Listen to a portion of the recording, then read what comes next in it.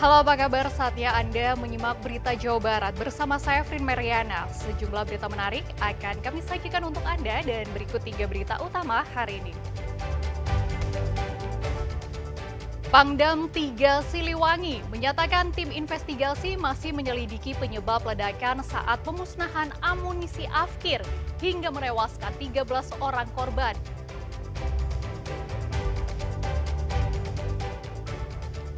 Tembok penahan tanah di Cipanas, Cianjur longsor hingga menimpa 2 rumah warga.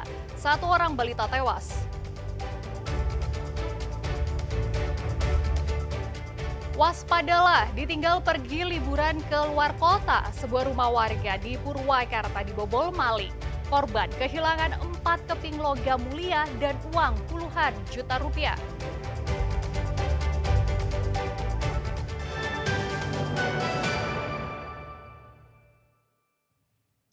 Mengendarai sepeda motor memiliki resiko kecelakaan cukup tinggi, apalagi jika kurang hati-hati. Di Jalan Pantura Subang, pesepeda motor masuk ke kolong truk setelah menyeruduk bagian belakang truk yang sedang mogok akibat pecah ban. Sedangkan di Padaherang, Pangandaran, 2 pesepeda motor berboncengan tewas di tengah jalan yang diduga akibat ditabrak lari.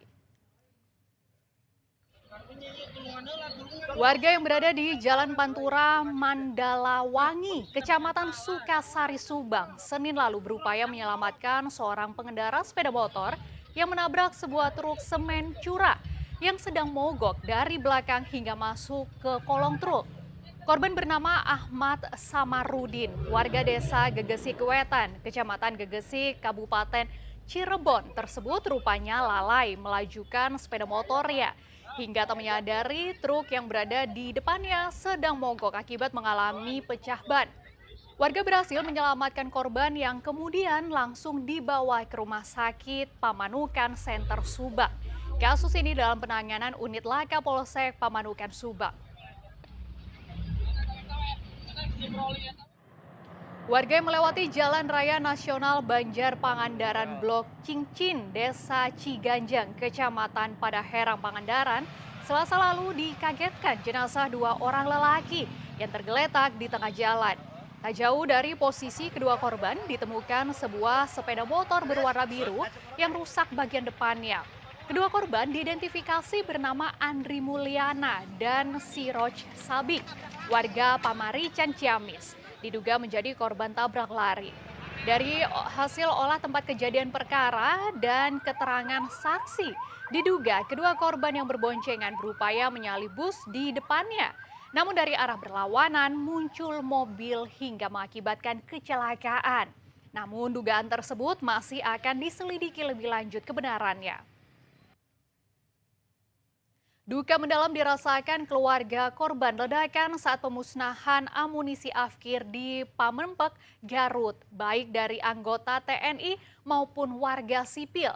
Bagi keluarga, warga sipil yang menjadi korban, Pemprov Jawa Barat akan memberikan santunan dan bantuan pendidikan bagi anak korban. Sejumlah karangan bunga dari pejabat TNI Angkatan Darat memenuhi rumah duka almarhum Mayor Korps Peralatan CPL Anda Rohanda di kawasan Cilenyi, Kabupaten Bandung, Selasa pagi. Almarhum meninggalkan seorang istri dan 3 orang anak. Di mata keluarga, almarhum dikenal baik dan bertanggung jawab. Mayor Anda Rohanda menjabat sebagai Kepala Seksi Administrasi Pergudangan Gudang Pusat Amunisi 3 Pusat Peralatan TNI Angkatan Darat yang bertugas memelihara dan melakukan uji coba alat tempur. Orangnya ya baik, alhamdulillah, nggak ada yang pernah ngomong gimana, baik pokoknya. Semua orang bilang pada baik semua. Gak nyangka berarti Bu ya? Iya, nggak nyangka gitu. 1 bulan kemarin, 1 Mei, 2 minggu mau dinas luar katanya ke Pamengpeuk. Karena bapak saya di situ bukan seperti yang orang-orang pikirin. Bapak saya bukan mulung. Bapak saya di situ kerja sama tentara. Netizen ya. Kerja. Iya, bapak saya kerja sama tentara. Saya tahu dari zaman saya sekolah.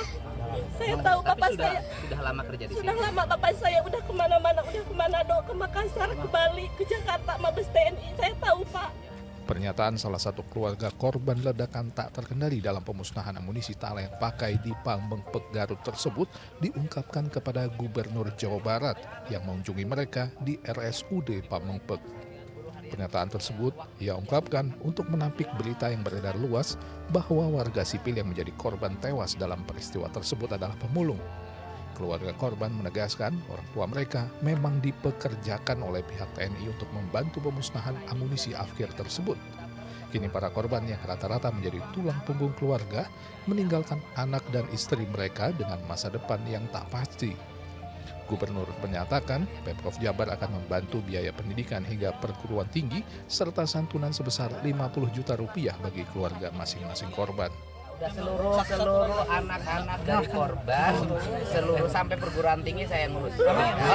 Dan nanti saya menyampaikan, satu keluarga saya menyampaikan 50 juta ya. Santunan diberikan karena apa yang terjadi di Pamengpek Garut tersebut dinilai sebagai kecelakaan kerja karena para korban sudah lama bekerja untuk pihak TNI. Muhammad Abbas dan Eko Setiabudi melaporkan dari Kabupaten Bandung dan Garut. Pihak TNI sampai saat ini masih menyelidiki penyebab ledakan saat pemusnahan amunisi afkir yang menewaskan 4 anggota TNI dan 9 orang warga sipil Senin lalu. Selasa malam, seluruh jenazah korban akhirnya berhasil diidentifikasi dan diserahkan kepada keluarga untuk dimakamkan.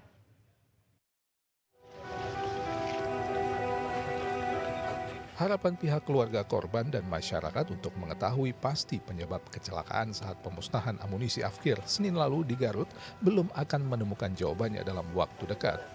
Pangdam 3 Siliwangi yang ditemui saat mengunjungi korban ledakan di kamar jenazah RSUD Pamengpek menyatakan tim investigasi masih bekerja.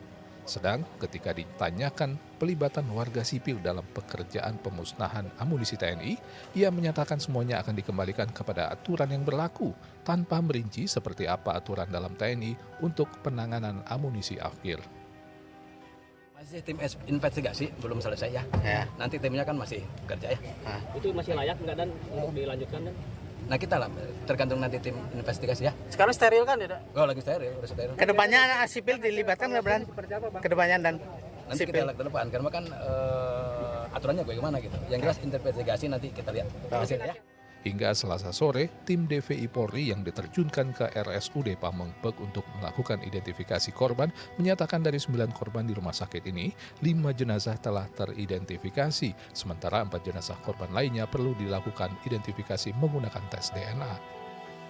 Dari kemarin kita melakukan identifikasi, kemudian hari ini kita bisa menambah 5 atau 6 jenazah lagi. Kemudian dari 3 atau 4 munisi itu sudah campuran antara bagian tubuh. Kita lakukan pemeriksaan DNA di Mabes Polri. Itu waktu kurang lebih 12 hari kerja.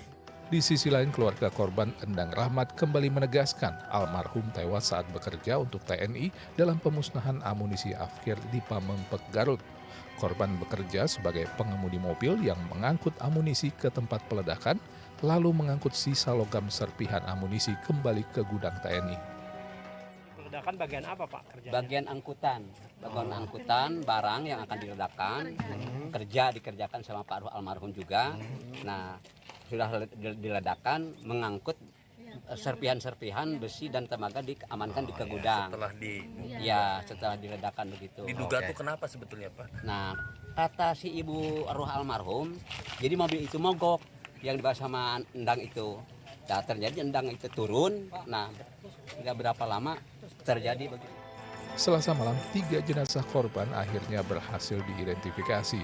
Identitas korban diketahui dengan mencocokkan ciri-ciri korban yang diberikan oleh pihak keluarga. Ketiga korban warga sipil yang telah teridentifikasi adalah jenazah Irfan Maulana, Yustiwan, dan Afrizal, warga Cibalong Garut. Jenazah ketiganya kemudian diserahkan kepada pihak keluarga dan dibawa dengan ambulans untuk dimakamkan. Eko Setiabudi melaporkan dari Garut. Jenazah para korban ledakan saat pemusnahan amunisi afkir di Pamengpek Garut Selasa dimakamkan di tempat domisili masing-masing. Keluarga serta kerabat melepas kepergian korban dengan duka mendalam. Tembakan salvo ke udara menandai diturunkannya peti jenazah almarhum Mayor CPL Anda Suhanda ke dalam liang lahat di TPU Sukasantri, Kecamatan Cileunyi, Kabupaten Bandung, Selasa sore. Suasana haru dan isak tangis keluarga serta kerabat yang ditinggalkan mengiringi pemakaman almarhum. Jenazah korban telah diotopsi di RSUD Pamempek dan tiba pukul 15 di rumah duka dan langsung dimakamkan dengan upacara militer dengan Inspektur Komandan Garnisun tepat 1 Bandung. Almarhum adalah satu dari 4 anggota TNI yang gugur dalam peristiwa naas tersebut.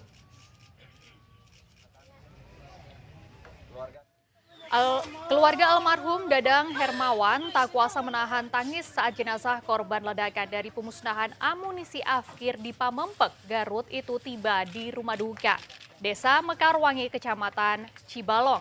Setelah sejenak disemayamkan di rumah duka, jenazah korban sore itu juga dibawa ke masjid untuk disalatkan, lalu dibawa ke pemakaman umum desa. Almarhum dikenal sebagai tokoh pemuda dan ketua Karang Taruna.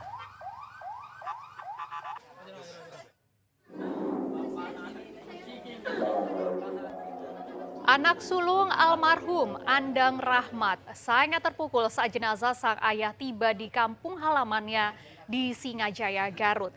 Ia tak kuat menerima kenyataan sang ayah yang menjadi tulang punggung keluarga telah berpulang ke haribaan yang kuasa. Jenazah korban langsung dibawa ke masjid untuk disalatkan, lalu dimakamkan di pemakaman umum yang tak jauh dari tempat tinggal almarhum. Saat jenazah dimasukkan ke liang lahat, sang anak sempat jatuh pingsan. Almarhum Andang Rahmat meninggalkan seorang istri dan 3 orang anak.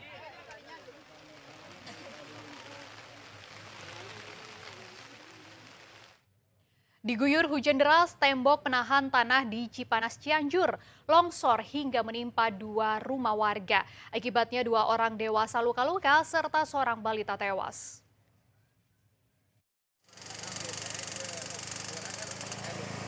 Petugas gabungan BPBD, Tagana, TNI Polri, aparatur desa, serta warga bergotong royong membersihkan material longsoran tembok penahan tanah yang runtuh dan menutup aliran sungai Cipanas.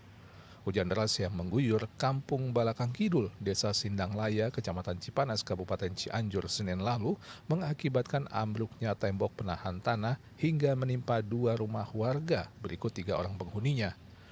Menurut BPBD Cianjur, ambruknya tembok penahan tanah diduga disebabkan adanya kolam di atas TPT.